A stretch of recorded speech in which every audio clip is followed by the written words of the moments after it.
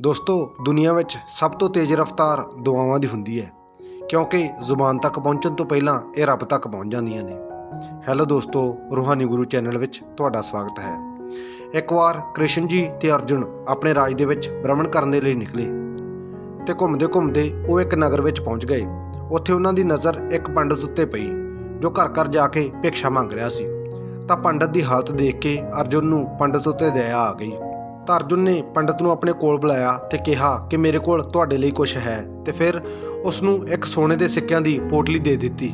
ਤਾਂ ਪੰਡਤ ਬਹੁਤ ਖੁਸ਼ ਹੋਇਆ ਤੇ ਪੰਡਤ ਮਨ ਵਿੱਚ ਸੋਚਣ ਲੱਗਾ ਕਿ ਇਹ ਸਭ ਉਸ ਪਰਮਾਤਮਾ ਦੀ ਹੀ ਕਿਰਪਾ ਹੈ ਕਿ ਕ੍ਰਿਸ਼ਨ ਜੀ ਦੇ ਦੋਸਤ ਦੇ ਮਨ ਵਿੱਚ ਮੇਰੇ ਲਈ ਦਇਆ ਆ ਗਈ ਤੇ ਉਹਨਾਂ ਨੇ ਮੇਰੀ ਮਦਦ ਕੀਤੀ ਹੈ। ਤਾਂ ਪੰਡਤ ਨੇ ਕ੍ਰਿਸ਼ਨ ਜੀ ਦਾ ਸ਼ੁਕਰੀਆ ਅਦਾ ਕੀਤਾ, ਅਰਜੁਨ ਦਾ ਸ਼ੁਕਰੀਆ ਅਦਾ ਕੀਤਾ ਤੇ ਉੱਥੋਂ ਆਪਣੀ ਝੌਂਪੜੀ ਵੱਲ ਨੂੰ ਚੱਲ ਪਿਆ। ਤਾਂ ਪੰਡਤ ਉਹ ਸੋਨੇ ਦੀ ਪੋਟਲੀ ਨੂੰ ਪਾ ਕੇ ਬਹੁਤ ਖੁਸ਼ ਸੀ ਤੇ ਸੋਚ ਰਿਹਾ ਸੀ ਕਿ ਹੁਣ ਮੇਰੀ ਗਰੀਬੀ ਦੀ ਜੰਜੀਰ ਕੱਟੀ ਜਾਵੇਗੀ, ਮੇਰੀ ਜ਼ਿੰਦਗੀ ਵਿੱਚ ਬਹੁਤ ਸਾਰੀਆਂ ਖੁਸ਼ੀਆਂ ਆ ਜਾਣਗੀਆਂ। ਪੰਡਤ ਆਪਣੇ ਇਹਨਾਂ ਖਿਆਲਾਂ ਵਿੱਚ ਖੋਇਆ ਹੋਇਆ ਸੀ ਤੇ ਆਪਣੇ ਘਰ ਨੂੰ ਚੱਲਦਾ ਜਾ ਰਿਹਾ ਸੀ। ਪਰ ਪੰਡਤ ਨੂੰ ਰਸਤੇ ਵਿੱਚ ਇੱਕ ਲੁਟੇਰਾ ਮਿਲਿਆ। ਉਸਨੇ ਪੰਡਤ ਦੇ ਕੋਲੋਂ ਸੋਨੇ ਦੇ ਸਿੱਕਿਆਂ ਦੀ ਪੋਟਲੀ ਲੁੱਟ ਲਈ ਤੇ ਫਿਰ ਪੰਡਤ ਦੁਖੀ ਮਨ ਦੇ ਨਾਲ ਆਪਣੀ ਝੌਂਪੜੀ ਵਿੱਚ ਪਹੁੰਚਿਆ ਤੇ ਜਾ ਕੇ ਆਪਣੀ ਪਤਨੀ ਨੂੰ ਸਾਰੀ ਗੱਲ ਦੱਸੀ ਕਿ ਅੱਜ ਆਪਣੀ ਜ਼ਿੰਦਗੀ ਵਿੱਚ ਖੁਸ਼ੀਆਂ ਆਈਆਂ ਤੇ ਆਉਂਦੇ ਸਾਰ ਹੀ ਸਾਰੀਆਂ ਦੀਆਂ ਸਾਰੀਆਂ ਖੁਸ਼ੀਆਂ ਗਾਇਬ ਹੋ ਗਈਆਂ। ਸਾਨੂੰ ਇੱਕ ਵਾਰ ਫਿਰ ਨਸੀਬਾਂ ਦੀ ਮਾਰ ਪੈ ਗਈ। ਤਾਂ ਪੰਡਤ ਦੀ ਪਤਨੀ ਨੂੰ ਵੀ ਬਹੁਤ ਬੁਰਾ ਲੱਗਿਆ ਤੇ ਫਿਰ ਤੋਂ ਅਗਲੇ ਦਿਨ ਪੰਡਤ ਭਿਕਸ਼ਾ ਮੰਗਣ ਦੇ ਲਈ ਚੱਲ ਪਿਆ। ਤੇ ਕ੍ਰਿਸ਼ਨ ਤੇ ਅਰਜੁਨ ਫਿਰ ਘੁੰਮਣ ਦੇ ਲਈ ਨਿਕਲੇ ਹੋਏ ਸਨ ਤੇ ਉਹਨਾਂ ਨੇ ਦੇਖਿਆ ਕਿ ਪੰਡਤ ਅੱਜ ਵੀ ਭਿਕਸ਼ਾ ਮੰਗ ਰਿਹਾ ਹੈ। ਤਾਂ ਅਰਜੁਨ ਪੰਡਤ ਦੇ ਕੋਲ ਗਿਆ ਤੇ ਉਸ ਨੂੰ ਪੁੱਛਣ ਲੱਗਾ ਕਿ ਕੀ ਹੋਇਆ, ਤੈਨੂੰ ਤਾਂ ਮੈਂ ਸੋਨੇ ਦੇ ਸਿੱਕਿਆਂ ਦੀ ਪੋਟਲੀ ਦਿੱਤੀ ਸੀ, ਉਹ ਪੋਟਲੀ ਦਾ ਤੂੰ ਕੀ ਕੀਤਾ, ਤੂੰ ਤਾਂ ਫਿਰ ਭਿਕਸ਼ਾ ਮੰਗ ਰਿਹਾ ਹੈ। ਤਾਂ ਪੰਡਤ ਨੇ ਸਾਰੀ ਗੱਲ ਦੱਸੀ ਕਿ ਮੇਰੇ ਨਾਲ ਤਾਂ ਬਹੁਤ ਬੁਰਾ ਹੋਇਆ, ਮੇਰਾ ਤਾਂ ਨਸੀਬ ਹੀ ਖਰਾਬ ਹੈ। ਤਾਂ ਪੰਡਤ ਦੀਆਂ ਗੱਲਾਂ ਸੁਣ ਕੇ ਅਰਜੁਨ ਨੂੰ ਫਿਰ ਦਇਆ ਆ ਗਈ। ਤਾਂ ਅਰਜੁਨ ਨੇ ਕਿਹਾ ਕਿ ਚਿੰਤਾ ਨਾ ਕਰ, ਮੇਰੇ ਕੋਲ ਤੇਰੇ ਲਈ ਬਹੁਤ ਹੀ ਕੀਮਤੀ ਚੀਜ਼ ਹੈ। ਤਾਂ ਅਰਜੁਨ ਨੇ ਇੱਕ ਅਨਮੋਲ ਹੀਰਾ ਜਿਸ ਦੀ ਕੀਮਤ ਲਗਾਈ ਨਹੀਂ ਜਾ ਸਕਦੀ ਉਸ ਨੂੰ ਪੰਡਤ ਨੂੰ ਦੇ ਦਿੱਤਾ ਤੇ ਕਿਹਾ ਕਿ ਇਸ ਨੂੰ ਆਪਣੇ ਕੋਲ ਰੱਖ, ਤੇਰੀ ਜ਼ਿੰਦਗੀ ਬਦਲ ਜਾਵੇਗੀ। ਪੰਡਤ ਫਿਰ ਤੋਂ ਖੁਸ਼ ਹੋ ਗਿਆ ਤੇ ਅਰਜੁਨ ਤੇ ਕ੍ਰਿਸ਼ਨ ਜੀ ਦਾ ਧੰਨਵਾਦ ਕਰਕੇ ਆਪਣੀ ਝੌਂਪੜੀ ਵੱਲ ਨੂੰ ਚੱਲ ਪਿਆ। ਤਾਂ ਪੰਡਤ ਹੁਣ ਸਹੀ ਸਲਾਮਤ ਆਪਣੀ ਝੌਂਪੜੀ ਵਿੱਚ ਪਹੁੰਚ ਗਿਆ ਸੀ। ਉੱਥੇ ਪਹੁੰਚਿਆ ਤਾਂ ਉਸਨੇ ਦੇਖਿਆ ਕਿ ਉਸਦੀ ਪਤਨੀ ਨਦੀ ਦੇ ਕਿਨਾਰੇ ਪਾਣੀ ਭਰਨ ਦੇ ਲਈ ਗਈ ਹੋਈ ਹੈ। ਤੇ ਫਿਰ ਪੰਡਤ ਸੋਚਣ ਲੱਗਾ ਕਿ ਮੈਂ ਇਸ ਹੀਰੇ ਨੂੰ ਕਿੱਥੇ ਛੁਪਾਵਾਂ ਜਿੱਥੇ ਕੋਈ ਚੋਰ ਉਚੱਕਾ ਇਸ ਨੂੰ ਚੁਰਾ ਨਾ ਸਕੇ। ਤੇ ਫਿਰ ਉਸਨੇ ਝੁੱਗੀ ਵਿੱਚ ਦੇਖਿਆ ਤਾਂ ਉਸਨੂੰ ਇੱਕ ਘੜਾ ਦਿਖਾਈ ਦਿੱਤਾ ਜੋ ਬਹੁਤ ਪੁਰਾਣਾ ਸੀ। ਤਾਂ ਪੰਡਤ ਨੇ ਸੋਚਿਆ ਕਿ ਇਸ ਘੜੇ ਵਿੱਚ ਰੱਖ ਦਿੰਦਾ ਹਾਂ, ਵੈਸੇ ਵੀ ਇਸ ਦਾ ਕੋਈ ਕੰਮ ਨਹੀਂ ਹੈ, ਵੈਸੇ ਵੀ ਇਹ ਫालतू ਪਿਆ ਹੈ। ਤਾਂ ਪੰਡਤ ਨੇ ਉਸ ਘੜੇ ਦੇ ਵਿੱਚ ਹੀਰੇ ਨੂੰ ਰੱਖਿਆ ਤੇ ਫਿਰ ਪੰਡਤ ਆਰਾਮ ਕਰਨ ਲੱਗਾ ਤੇ ਉਸਨੂੰ ਨੀਂਦ ਆ ਗਈ। ਇਸੇ ਵਿੱਚ ਜੋ ਪੰਡਤ ਦੀ ਪਤਨੀ ਨਦੀ ਦੇ ਕਿਨਾਰੇ ਪਾਣੀ ਭਰਨ ਦੇ ਲਈ ਗਈ ਹੋਈ ਸੀ, ਜਿਸ ਘੜੇ ਨੂੰ ਲੈ ਕੇ ਉਹ ਪਾਣੀ ਭਰਨ ਦੇ ਲਈ ਗਈ ਸੀ, ਬਦਕਿਸਮਤੀ ਦੇ ਨਾਲ ਉਹ ਘੜਾ ਟੁੱਟ ਗਿਆ। ਪੰਡਤ ਦੀ ਪਤਨੀ ਨੂੰ ਯਾਦ ਆਇਆ ਕਿ ਝੌਂਪੜੀ ਵਿੱਚ ਇੱਕ ਹੋਰ ਪੁਰਾਣਾ ਘੜਾ ਪਿਆ ਹੈ। ਤਾਂ ਉਹ ਝੌਂਪੜੀ ਵਿੱਚ ਆਈ ਤੇ ਉਸ ਪੁਰਾਣੇ ਘੜੇ ਨੂੰ ਚੱਕ ਕੇ ਲੈ ਗਈ ਤੇ ਜਿਵੇਂ ਹੀ ਪਾਣੀ ਭਰਨ ਦੇ ਲਈ ਉਸਨੇ ਘੜਾ ਪਾਣੀ ਦੇ ਵਿੱਚ ਡੁਬੋਇਆ ਤਾਂ ਹੀਰਾ ਖਿਸਕ ਕੇ ਪਾਣੀ ਵਿੱਚ ਬਹਿ ਗਿਆ। ਤਾਂ ਪੰਡਤਨੀ ਜਿਵੇਂ ਹੀ ਪਾਣੀ ਭਰ ਕੇ ਝੌਂਪੜੀ ਵਿੱਚ ਆਈ ਤਾਂ ਪੰਡਤ ਬੈਠਾ ਸਿਰ ਫੜ ਕੇ ਰੋ ਰਿਹਾ ਸੀ ਤੇ ਕਹਿ ਰਿਹਾ ਸੀ ਕਿ ਤੂੰ ਇਹ ਕੀ ਕਰ ਦਿੱਤਾ, ਤੂੰ ਉਹ ਪੁਰਾਣਾ ਘੜਾ ਕਿੱਥੇ ਲੈ ਗਈ। ਤਾਂ ਉਸਨੇ ਕਿਹਾ ਕਿ ਮੇਰਾ ਨਵਾਂ ਘੜਾ ਟੁੱਟ ਗਿਆ ਸੀ ਤਾਂ ਮੈਂ ਪੁਰਾਣਾ ਘੜਾ ਪਾਣੀ ਭਰਨ ਦੇ ਲਈ ਲੈ ਗਈ ਸੀ। ਤਾਂ ਪੰਡਤ ਨੇ ਕਿਹਾ ਕਿ ਤੂੰ ਸਭ ਕੁਝ ਹੀ ਤਬਾਹ ਕਰ ਦਿੱਤਾ, ਸਭ ਕੁਝ ਹੀ ਖਤਮ ਹੋ ਗਿਆ। ਅੱਜ ਮੈਨੂੰ ਅਰਜੁਨ ਨੇ ਇੱਕ ਅਨਮੋਲ ਹੀਰਾ ਦਿੱਤਾ ਸੀ ਜਿਸ ਨੂੰ ਮੈਂ ਛੁਪਾ ਕੇ ਉਸ ਪੁਰਾਣੇ ਘੜੇ ਵਿੱਚ ਰੱਖਿਆ ਸੀ ਤੇ ਤੂੰ ਉਸ ਘੜੇ ਨੂੰ ਲੈ ਗਈ ਤੇ ਪਾਣੀ ਦੇ ਵਿੱਚ ਉਸ ਹੀਰੇ ਨੂੰ ਵਹਾ ਕੇ ਆ ਗਈ, ਸਭ ਕੁਝ ਹੀ ਖਤਮ ਹੋ ਗਿਆ। ਤਾਂ ਅਗਲੇ ਦਿਨ ਫਿਰ ਤੋਂ ਪੰਡਤ ਭਿਕਸ਼ਾ ਮੰਗਣ ਦੇ ਲਈ ਚੱਲ ਪਿਆ। 2-3 ਦਿਨ ਇਸ ਤਰ੍ਹਾਂ ਹੀ ਚੱਲਦਾ ਰਿਹਾ ਤੇ 2-3 ਦਿਨਾਂ ਬਾਅਦ ਕ੍ਰਿਸ਼ਨ ਤੇ ਅਰਜੁਨ ਘੁੰਮਣ ਦੇ ਲਈ ਨਿਕਲੇ ਤਾਂ ਉਹਨਾਂ ਨੇ ਦੇਖਿਆ ਕਿ ਪੰਡਤ ਅੱਜ ਫੇਰ ਭਿਕਸ਼ਾ ਮੰਗ ਰਿਹਾ ਹੈ। ਤਾਂ ਅਰਜੁਨ ਨੇ ਪੰਡਤ ਨੂੰ ਪੁੱਛਿਆ ਕਿ ਤੂੰ ਅੱਜ ਫੇਰ ਭਿਕਸ਼ਾ ਮੰਗ ਰਿਹਾ ਹੈ, ਮੈਂ ਤੈਨੂੰ ਜੋ ਹੀਰਾ ਦਿੱਤਾ ਸੀ ਤੂੰ ਉਸਦਾ ਕੀ ਕੀਤਾ, ਉਹ ਤਾਂ ਅਨਮੋਲ ਸੀ। ਤਾਂ ਪੰਡਤ ਨੇ ਕਿਹਾ ਕਿ ਕੀ ਦੱਸਾਂ ਮਹਾਰਾਜ, ਮੇਰੇ ਤਾਂ ਕਰਮ ਹੀ ਖੋਟੇ ਹਨ। ਮੈਂ ਉਸ ਹੀਰੇ ਨੂੰ ਚੋਰਾਂ ਤੋਂ ਬਚਾਉਣ ਦੀ ਖਾਤਰ ਇੱਕ ਪੁਰਾਣੇ ਘੜੇ ਦੇ ਵਿੱਚ ਛੁਪਾ ਕੇ ਰੱਖਿਆ ਸੀ ਤੇ ਮੇਰੀ ਪਤਨੀ ਦਾ ਪਾਣੀ ਵਾਲਾ ਘੜਾ ਟੁੱਟ ਗਿਆ ਤਾਂ ਉਸ ਪੁਰਾਣੇ ਘੜੇ ਨੂੰ ਲੈ ਕੇ ਨਦੀ ਤੇ ਪਾਣੀ ਭਰਨ ਦੇ ਲਈ ਚਲੀ ਗਈ ਤੇ ਉਸ ਹੀਰੇ ਨੂੰ ਪਾਣੀ ਦੇ ਵਿੱਚ ਵਹਾ ਆਈ।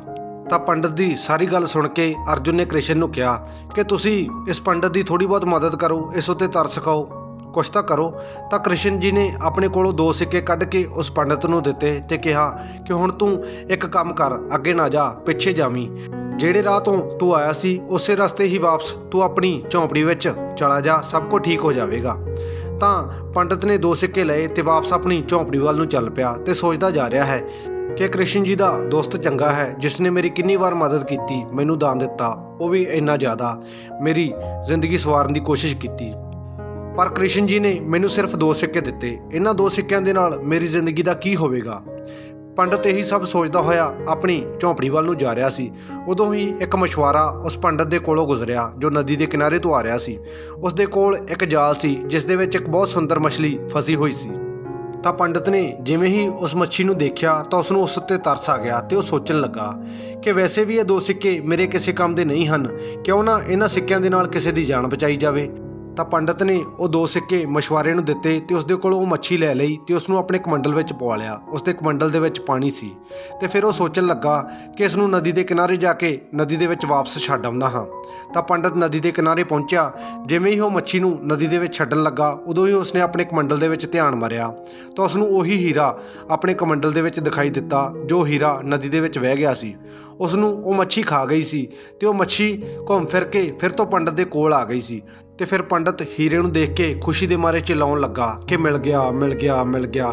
ਤਾਂ ਜਦੋਂ ਪੰਡਤ ਚਿਲਾ ਰਿਹਾ ਸੀ ਉਦੋਂ ਹੀ ਉਹ ਲੁਟੇਰਾ ਉੱਥੋਂ ਗੁਜ਼ਰਿਆ ਸੀ ਜਿਸ ਨੇ ਪੰਡਤ ਦੇ ਕੋਲੋਂ ਸੋਨੇ ਦੇ ਸਿੱਕਿਆਂ ਦੀ ਪੋਟਲੀ ਲੁੱਟੀ ਸੀ। ਉਸਨੇ ਪੰਡਤ ਨੂੰ ਦੇਖਿਆ ਤਾਂ ਉਸ ਨੂੰ ਲੱਗਿਆ ਕਿ ਸ਼ਾਇਦ ਪੰਡਤ ਨੇ ਉਸ ਨੂੰ ਪਹਿਚਾਨ ਲਿਆ ਹੈ ਤੇ ਉਹ ਉਸ ਨੂੰ ਸਜ਼ਾ ਦਿਵਾ ਕੇ ਰਹੇਗਾ। ਤਾਂ ਚੋਰ ਭੱਜ ਕੇ ਪੰਡਤ ਦੇ ਪੈਰਾਂ ਵਿੱਚ ਡਿੱਗ ਪਿਆ ਤੇ ਕਹਿਣ ਲੱਗਾ ਕਿ ਮਹਾਰਾਜ ਮੇਰੇ ਤੋਂ ਗਲਤੀ ਹੋ ਗਈ, ਮੈਨੂੰ ਮਾਫ਼ ਕਰ ਦਿਓ। ਇਹ ਲਓ ਆਪਣੇ ਸੋਨੇ ਦੇ ਸਿੱਕਿਆਂ ਦੀ ਪੋਟਲੀ, ਪਰ ਮੈਨੂੰ ਤੁਸੀਂ ਸਜ਼ਾ ਨਾ ਦਿਵਾਇਓ, ਮੈਨੂੰ ਮਾਫ਼ ਕਰ ਦਿਓ। ਤਾਂ ਹੁਣ ਉਸ ਪੰਡਤ ਦੇ ਕੋਲ ਸੋਨੇ ਦੇ ਸਿੱਕਿਆਂ ਦੀ ਪੋਟਲੀ ਵੀ ਆ ਗਈ ਸੀ ਤੇ ਹੀਰਾ ਤਾਂ ਉਸ ਦੇ ਕੋਲ ਪਹਿਲਾਂ ਹੀ ਹੈਗਾ ਸੀ। ਤੇ ਫਿਰ ਉਸ ਪੰਡਤ ਨੇ ਉਸ ਮਛਲੀ ਨੂੰ ਨਦੀ ਦੇ ਵਿੱਚ ਆਜ਼ਾਦ ਕਰ ਦਿੱਤਾ ਤੇ ਫਿਰ ਆਪਣੀ ਝੌਂਪੜੀ ਵਿੱਚ ਖੁਸ਼ੀ ਆ ਗਿਆ ਤੇ ਫਿਰ ਸਭ ਕੁਝ ਚੰਗਾ ਹੋ ਗਿਆ। ਪੰਡਤ ਦੀ ਗਰੀਬੀ ਕੱਟੀ ਗਈ, ਉਸ ਦੀ ਜ਼ਿੰਦਗੀ ਵਿੱਚ ਖੁਸ਼ੀਆਂ ਆ ਗਈਆਂ, ਉਹ ਅਮੀਰ ਹੋ ਗਿਆ। ਤਾਂ ਜਿਵੇਂ ਹੀ ਅਰਜੁਨ ਨੂੰ ਉਸ ਪੰਡਤ ਦੇ ਬਾਰੇ ਪਤਾ ਲੱਗਿਆ ਤਾਂ ਉਹ ਕ੍ਰਿਸ਼ਨ ਜੀ ਨੂੰ ਪੁੱਛਣ ਲੱਗਾ, ਇਹ ਲੀਲਾ ਕੀ ਹੈ, ਇਹ ਕੀ ਚੱਕਰ ਹਨ? ਮੈਂ ਉਸ ਪੰਡਤ ਦੀ 2 ਵਾਰ ਮਦਦ ਕੀਤੀ, ਉਸ ਨੂੰ ਸੋਨੇ ਦੇ ਸਿੱਕਿਆਂ ਦੀ ਪੋਟਲੀ ਦਿੱਤੀ, ਉਸ ਨੂੰ ਹੀਰਾ ਦਿੱਤਾ, ਪਰ ਉਸ ਪੰਡਤ ਦੀ ਗਰੀਬੀ ਨਹੀਂ ਕੱਟੀ ਗਈ। ਪਰ ਜਦੋਂ ਤੁਸੀਂ ਉਸ ਨੂੰ ਸਿਰਫ 2 ਸਿੱਕੇ ਦਿੱਤੇ ਤਾਂ ਉਸ ਪੰਡਤ ਦੀ ਜ਼ਿੰਦਗੀ ਬਦਲ ਗਈ, ਉਸ ਦੀ ਗਰੀਬੀ ਕੱਟੀ ਗਈ, ਉਸ ਦੀ ਜ਼ਿੰਦਗੀ ਦਾ ਸਾਰਾ ਖੇਲ ਹੀ ਪਲਟ ਗਿਆ। ਤਾਂ ਕ੍ਰਿਸ਼ਨ ਜੀ ਨੇ ਅਰਜੁਨ ਨੂੰ ਸਮਝਾਇਆ ਕਿ ਸਾਰਾ ਖੇਲ ਉਸ ਦੇ ਕਰਮਾਂ ਦਾ ਹੈ। ਇਹ ਸਾਰੀ ਖੇਡ, ਸਾਰੀ ਲੀਲਾ ਸੋਚ ਦੀ ਹੈ, ਨੀਅਤ ਦੀ ਹੈ। ਤੂੰ ਜਦੋਂ ਪੰਡਤ ਨੂੰ ਸੋਨੇ ਦੇ ਸਿੱਕਿਆਂ ਦੀ ਪੋਟਲੀ ਦਿੱਤੀ ਸੀ ਤਾਂ ਪੰਡਤ ਆਪਣੇ ਬਾਰੇ ਸੋਚ ਰਿਹਾ ਸੀ, ਉਹ ਆਪਣੀ ਹੀ ਜ਼ਿੰਦਗੀ ਦੇ ਬਾਰੇ ਸੋਚਣ ਲੱਗਾ ਸੀ। ਤੇ ਫਿਰ ਜਦੋਂ ਤੂੰ ਉਸ ਨੂੰ ਹੀਰਾ ਦਿੱਤਾ ਉਦੋਂ ਵੀ ਉਹ ਆਪਣੇ ਬਾਰੇ ਹੀ ਸੋਚ ਰਿਹਾ ਸੀ। ਪਰ ਅੱਜ ਜਦੋਂ ਮੈਂ ਉਸ ਨੂੰ 2 ਸਿੱਕੇ ਦਿੱਤੇ ਤਾਂ ਉਸਨੇ ਉਹ 2 ਸਿੱਕਿਆਂ ਦੇ ਨਾਲ ਮੱਛੀ ਦੀ ਜਾਨ ਬਚਾਉਣ ਬਾਰੇ ਸੋਚਿਆ।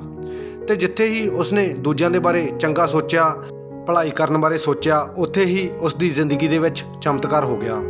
ਤਾਂ ਦੋਸਤੋ, ਇਹ ਕਹਾਣੀ ਸਾਨੂੰ ਬਹੁਤ ਵੱਡੀ ਸਿੱਖਿਆ ਦਿੰਦੀ ਹੈ ਕਿ ਸਾਡੇ ਦੁਆਰਾ ਕੀਤੇ ਗਏ ਚੰਗੇ ਕਰਮ ਆਪਣੇ ਆਪ ਹੀ ਸਾਡੇ ਕੋਲ ਚੰਗੇ ਫਲ ਲੈ ਕੇ ਆਉਂਦੇ ਹਨ। ਦੋਸਤੋ, ਜ਼ਿੰਦਗੀ ਵਿੱਚ ਕਦੇ ਮੌਕਾ ਮਿਲੇ ਤਾਂ ਕਿਸੇ ਦੀ ਮਦਦ ਜ਼ਰੂਰ ਕਰੋ, ਕਿਉਂਕਿ ਸੱਚੇ ਦਿਲ ਤੋਂ ਕੀਤੀ ਗਈ ਮਦਦ ਜਾਂ ਭਲਾਈ ਵਾਪਸ ਮੁੜ ਕੇ ਦੁਆ ਦੇ ਰੂਪ ਵਿੱਚ ਆਉਂਦੀ ਜ਼ਰੂਰ ਹੈ। ਤੇ ਦੁਆਵਾਂ ਜੋ ਹੁੰਦੀਆਂ ਹਨ ਉਹ ਬਹੁਤ ਵੱਡੇ ਚਮਤਕਾਰ ਕਰਦੀਆਂ ਹਨ। ਤੁਸੀਂ ਦੇਖਿਆ ਹੋਵੇਗਾ ਕਿ ਬਹੁਤ ਵੱਡੇ ਹਾਦਸੇ ਸਿਰਫ 1-2 ਸੈਕਿੰਡਾਂ ਦੇ ਵਿੱਚ ਟਲ ਜਾਂਦੇ ਹਨ, ਕਿਉਂਕਿ ਸਾਹਮਣੇ ਵਾਲੇ ਦੇ ਕਰਮ ਚੰਗੇ ਹੁੰਦੇ ਹਨ ਜੋ ਉਸ ਨੂੰ ਬਚਾ ਕੇ ਲੈ ਜਾਂਦੇ ਹਨ।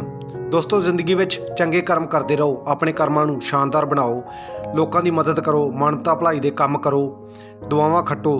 ਹਮੇਸ਼ਾ ਆਪਣੀ ਜੇਬ ਦੇ ਵਿੱਚ ਦੁਆਵਾਂ ਰੱਖੋ, ਕਿਉਂਕਿ ਪੈਸੇ ਕਮਾਉਣਾ ਬਹੁਤ ਆਸਾਨ ਹੈ ਪਰ ਦੁਆਵਾਂ ਕਮਾਉਣੀਆਂ ਬਹੁਤ ਮੁਸ਼ਕਲ ਹਨ। ਜਿਸ ਦੇ ਕੋਲ ਦੁਆਵਾਂ ਹੁੰਦੀਆਂ ਹਨ, ਪਰਮਾਤਮਾ ਦਾ ਆਸ਼ੀਰਵਾਦ ਹੁੰਦਾ ਹੈ, ਉਸ ਦਾ ਇਹ ਦੁਨੀਆ ਕੁਝ ਨਹੀਂ ਵਿਗਾੜ ਸਕਦੀ, ਕਿਉਂਕਿ ਦੁਨੀਆ ਵਿੱਚ ਸਭ ਤੋਂ ਤੇਜ਼ ਰਫ਼ਤਾਰ ਦੁਆਵਾਂ ਦੀ ਹੁੰਦੀ ਹੈ। ਇਹ ਜ਼ੁਬਾਨ ਤੱਕ ਪਹੁੰਚਣ ਤੋਂ ਪਹਿਲਾਂ ਰੱਬ ਤੱਕ ਪਹੁੰਚ ਜਾਂਦੀਆਂ ਨੇ। सो दोस्तों, इसी जन्म में ये 2 काम करो, एक नाम जपो, दूजा प्रेम करो, किसी जीव का दिल ना दुखाना कभी, मौत याद रखो, मालिक से डरो। सो दोस्तों, इत्थे ही ये कहानी खत्म होंदी है। तुहानू वीडियो किस तरह की लगी कमेंट करके जरूर दस्सिओ। जे चंगी लगी तो अगे शेयर भी जरूर करियो। जल्दी मिलते हैं एक नवीं मोटिवेशनल वीडियो दे नाल। तद तक लई धन्नवाद।